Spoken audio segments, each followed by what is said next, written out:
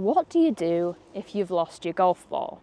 In this video, I'll be covering all your options for if you've lost your golf ball in the general area or hit your golf ball out of bounds so you can get back in play and get on with your round. So first things first, what exactly is a lost golf ball?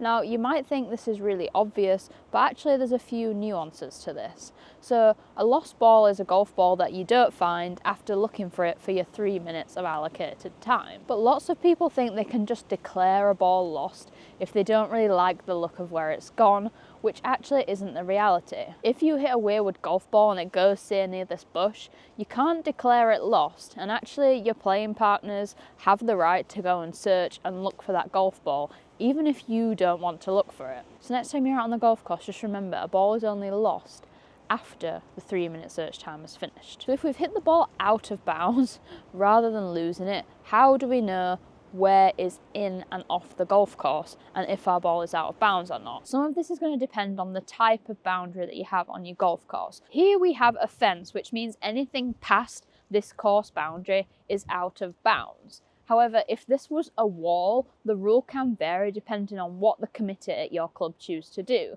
So they can choose to make the inside edge of the wall out of bounds, or they can choose to make the outside edge of the wall out of bounds, which means a ball on top of the wall would be inbounds, which is an interesting option. So make sure if you have boundary walls around your golf course, you either check with the committee or check on your scorecard to see what they've chosen to do there. Now, the most common thing you'll see is white posts around your golf course. So in this scenario, if we're working with stakes, we use the inside line here from stick to stick. So anyway, course side of that is inbounds. If it's the other side, it's out of bounds. So in this scenario, if the ball was half and half, some of it was to this side, some of it was to that side, it will be in play. If the ball is completely this side of the stick, then that ball is out of bounds. And it's also out of bounds if it's completely in line with the stick, because there's no part of the golf ball that is on the course side of this stick. Now, only part of the ball has to be course side, so even if 1 millimeter of this ball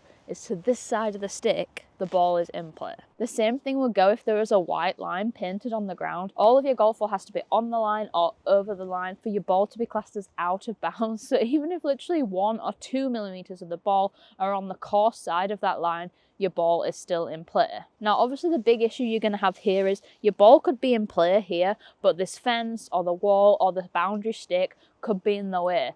Because these are boundary posts of the golf course, you do not get free relief from them, so you're not allowed to move them. It's just tough luck, and you're going to have to figure out how you can hit your shot from here, or worst case, take a penalty drop away from that fence, wall, etc. Now, it's also worth remembering in an out of bounds scenario, if the ball is in bounds, you are allowed to stand out of bounds to hit the ball. That is absolutely fine. It's just if the ball's out that you can't play it. Now, lots of people get up in the bushes or the trees, realise they've lost their golf ball or it's gone out of bounds, and then they want to know what to do. And actually, I think everyone should be taking a step backwards for this and going back to where they hit the previous shot from.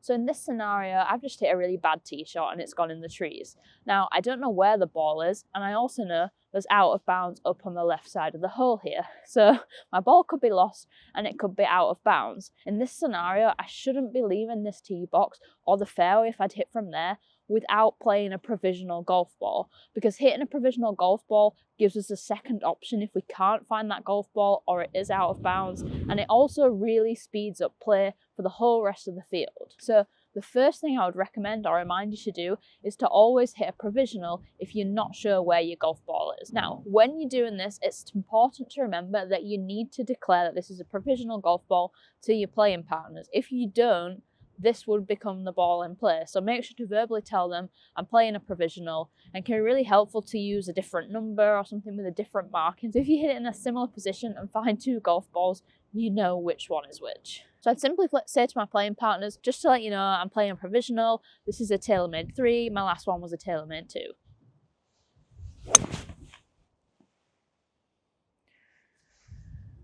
The second shot always seems to go straight, doesn't it? Now, it's important to remember, if your second shot doesn't go straight, you can keep hitting provisional balls until you get one in play. I've done this before in tournaments. I've had to hit one provisional, which was 3 off the tee, another provisional, which was 5 off the tee. Luckily, I found my first golf ball though. Okay, so once you get to where you think your golf ball is, you're allowed 3 minutes to search. But what a lot of people don't know is that when you stop to identify a golf ball, so if you find a ball in there and you're not sure if it's yours or not, the time actually stops and you can pause the 3-minute clock then. You get a reasonable amount of time to get to that golf ball if someone else has found it, and you also get a reasonable amount of time to identify it. So if this takes 20 to 30 seconds, that's not included in your 3-minute search time. Now, this might sound irrelevant, but if you get in scenarios like this where we're in a dense gorse bush, there could be lots of golf balls in there. Actually, 3 minutes can go really quickly. And also, if you found 5 or 6 golf balls in there and you were taking 20 seconds for each, you would easily run out of that 3 minutes very quickly. So knowing that part of the rule can really help you in terms of making sure you get the most out of your 3 minutes and have the biggest chance of finding your golf ball. Now, obviously, if you're playing in a 4-ball and there's multiple of you looking, this can really help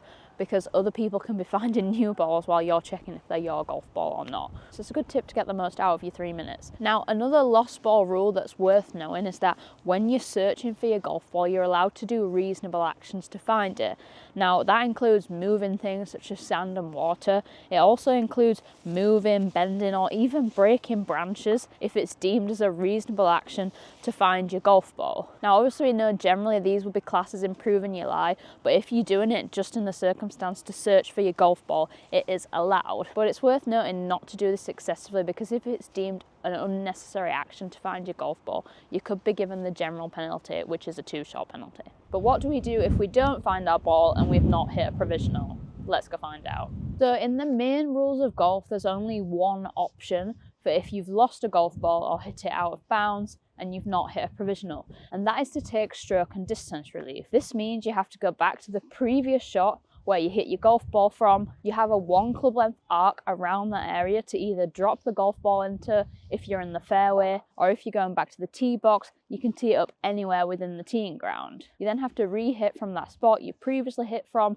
under a 1-stroke penalty, and then that new ball is back in play. So if you've hit off the tee and lost your ball, you've effectively hit 1, which was lost. The 1-shot penalty is almost like taking it back to the tee, so that's 2, and then the next shot you hit from there is now your 3rd shot.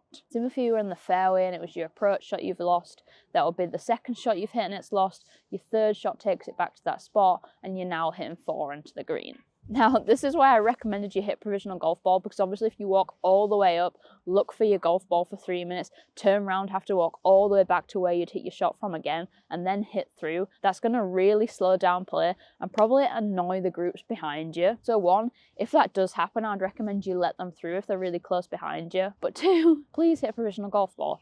Or, if your golf club allows, you could make use of a new model local rule that the R&A have brought in quite recently. So within Rule 8 of the rule book, which is Model Local Rules, there's a new rule which is E5, and this allows a different option to stroke and distance for if your ball's out of bounds. Now, this is specifically designed to avoid slow play at club level, so it can't be used in professional events or elite amateur tournaments, but the committee at your club can choose to bring it in for either casual rounds, competition rounds, or both, but you do need to check with your club if the committee have chosen to bring this rule in. It's also important to note that the committee can bring it in for specific holes, so if there's 1 or 2 holes at your club that have quite severe out of bounds on them and they're constantly a problem, they might just bring them in for them and not for the whole golf course. So make sure you know what the rules are at your club, but let me explain how you would use this rule if it is in play at your golf club. So instead of going back to the tee or back to the fairway, this rule gives you an option to just drop the ball where you are now. So if I'd hit my balls here out of bounds on this line,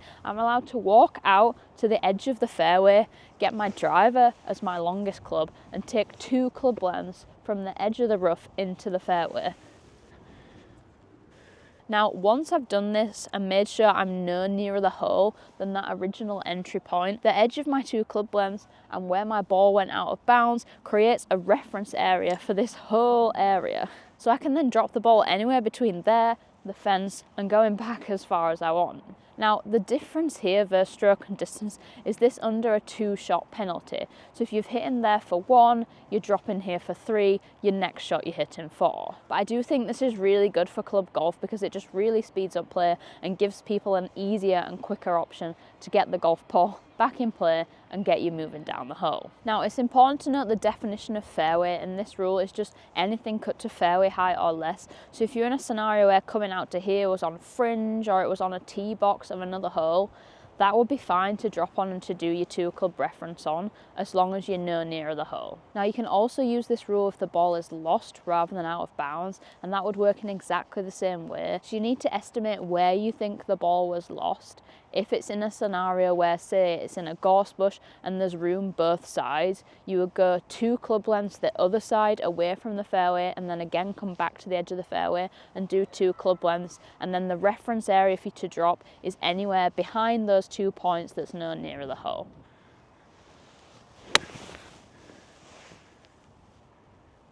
So in this scenario, I've thinned my golf ball over the greens and the out of bounds is over the back. Obviously, if I came nearer to the fairway reference point straight this way, I would be nearer the hole. So where is my new reference point in this scenario? Okay, so in this scenario, my golf ball has ended up over the fence over there. So my ball reference point is where the ball last crossed the boundary.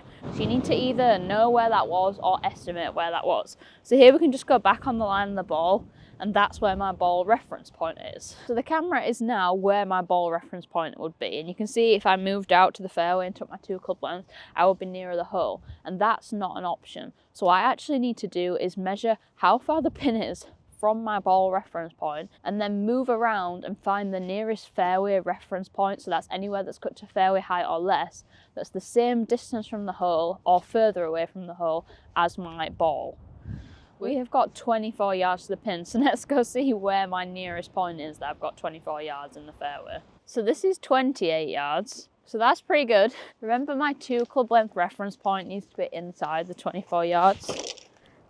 So this here is 26 yards away, so I think this is going to be pretty good by the time I've got my 2 club lengths into the fairway. I'm going to go on a slight angle to make sure it doesn't end up at 24 yards. Going to double check it. Exactly 24 yards, which is perfect. Drop from knee height, and now that ball's back in play.